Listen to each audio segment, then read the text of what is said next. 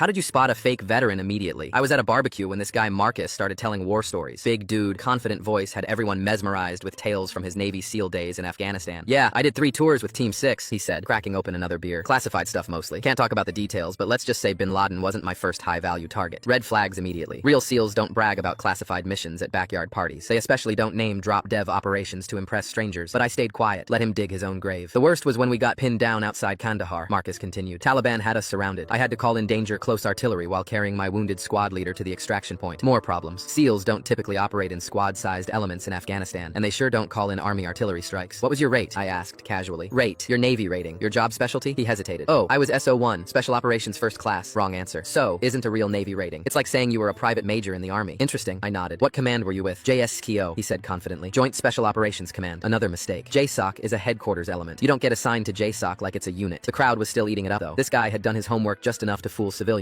but not enough to fool someone who actually served. Must have been tough training, I said. How long was your pipeline? Pipeline, buds to team assignment, the whole training progression. Oh, right, yeah, about 6 months total. Pretty intense. Wrong again. SEAL training takes over 2 years from start to finish. Buds alone is 6 months. Then you have SQT, language school, advanced training, probationary period. What class were you? I pressed. Class 247, he said without hesitation. I pulled out my phone, pretended to check something. Actually looked up Bud's class numbers. Class 247 graduated in 2006. This guy looked maybe 30, which would have made him 18 when he graduated. Possible, but unlikely. Wow, 247, you must know Jake Williams then. Big guy, red hair from Texas. Oh yeah, Jake, great operator. Lost touch though. Problem was, I made up Jake Williams. Completely fictional person. Yeah, Jake was solid, I continued. Remember when he got that bronze star for the operation and helmet? Absolutely. That was intense. Another lie. I was making everything up and he was confirming details about events that never happened. The final test came when someone asked about his gear. I still have my trident, Marcus said proudly, pulling out a small pin from his wallet. Wrong shape entirely. It was clearly a paratrooper badge, not a SEAL trident. The wings were all wrong. No anchor. Completely different design. Nice badge, I said. Mind if I see it? He handed it over reluctantly, stamped on the back. Airborne qualified, not even close to a SEAL pin. This is interesting, I said loudly enough for everyone to hear. This is an Army paratrooper badge, not a Navy SEAL trident. The color drained from his face. Must have grabbed the wrong one, he stammered. Really? You confused your paratrooper wings with your SEAL trident? That's like confusing your car keys with your house keys. The crowd started paying attention now. The questions began. Actually, I announced, I served 8 years in the Navy. This guy isn't a SEAL. He's not even a veteran. Everything he told you is complete fabrication. Marcus tried to backtrack. Well, I meant I supported SEAL operations. No, you said you were Team 6. You claimed to have killed high-value targets. You wore a fake badge and told made-up stories. He left the party 20 minutes later. Host apologized profusely. Said Marcus was a friend of a friend. Nobody really knew him well. Later found out he'd been using the same routine at multiple events around town. Even convinced a local business owner to give him a job based on his military leadership experience. Real veterans usually don't need to prove anything. They're comfortable with their service, good or bad. The fakes always oversell it. If someone claims to be special operations and tells detailed stories to strangers, they're probably lying. Real operators keep their mouths shut.